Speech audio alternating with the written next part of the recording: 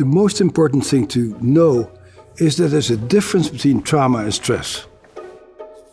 As I like to say to people, life sucks a good amount of the time. We all have jobs and situations that are really unpleasant.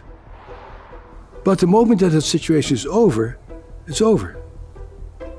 The problem with trauma is that when it's over, your body continues to relive it. My name is Bessel van der Kolk. I'm a psychiatrist, neuroscientist, and author of the book, The Body Keeps the Score.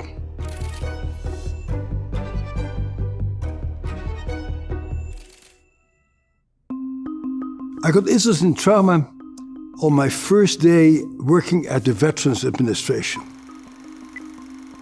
1978 was the year, and the Vietnam War was over by about 6 or 7 years.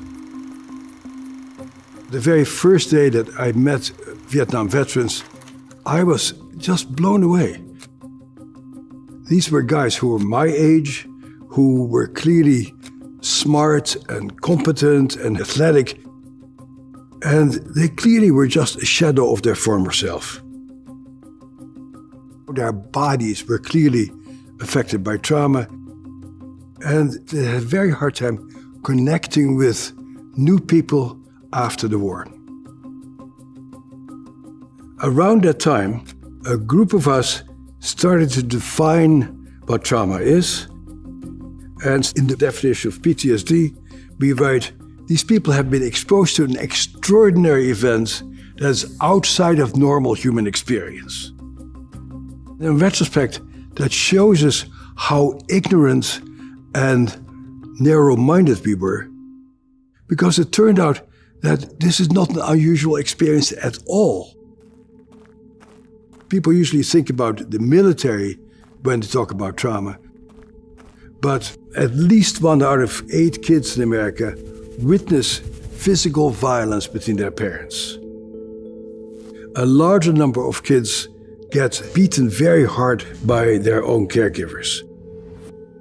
A very large number of people in general, but women in particular, have sexual experiences that were clearly unwanted and that left them confused and enraged. So, unlike what we first thought, trauma is actually extremely common. There's a lot of debate of what a trauma is to this day. But basically, trauma is something that happens to you that makes you so upset that it overwhelms you. There is nothing you can do to stave off the inevitable. You basically collapse in a state of confusion, maybe rage, because you are unable to function in the face of this particular threat. But the trauma is not the event that happens, the trauma is how you respond to it. One of the largest mitigating factors against getting traumatized is who is there for you at that particular time. When, as a kid, you get bitten by a dog, it's really very scary and very nasty. But if your parents pick you up and say, "Oh, I see that you're really in bad shape, let me help you," that dog bite doesn't become a big issue because the foundation of your safety has not been destroyed. We are profoundly interdependent people, and as long as our relationships are intact, by and large, we're pretty good with trauma. It's a subjective experience, and what may be traumatic for you may not be traumatic for me, depending on our personality and our prior experiences. The problem with trauma is that it starts off with something that happens to us, but that's not where it stops, because it changes your brain. Much of the imprint of trauma is in that very primitive survival part of your brain that I like to call the cockroach brain. There's a part of you that just picks up what's dangerous and what's safe. And when you're traumatized, that little part of your brain, which is usually very quiet, continues to just send messages. I'm in danger. I'm not safe. That event itself is over, but you continue to react to things as if you're in danger. We are talking about survival. We are talking about staying alive. And so some people go into fight-flight, or on a more primitive level, people's brain shuts down and they collapse.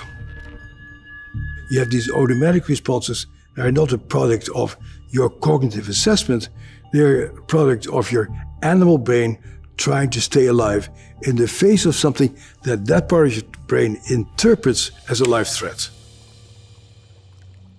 And the problem then becomes that you are not able to engage, or to learn, or to see other people's point of view, or to coordinate your feelings with your thinking.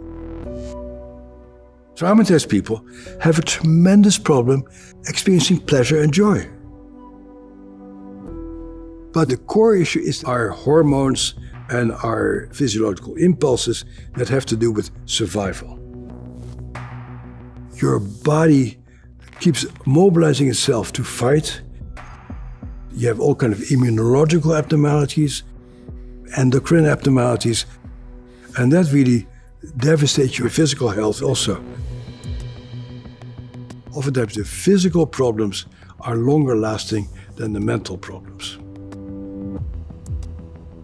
And the other thing that is terribly important is the impact of poverty, or the impact of racism, or the impact of unemployment. There's other societies that are much more trauma savvy than we are, where there is not an enormous amount of income inequality. Healthcare is universal, childcare is universal. A culture like that really looks at what are the antecedents for certain forms of pathology. So the big issue is a political issue. How do we rearrange our society to really know about trauma so that people who grow up under extreme adverse conditions can become full-fledged members of society?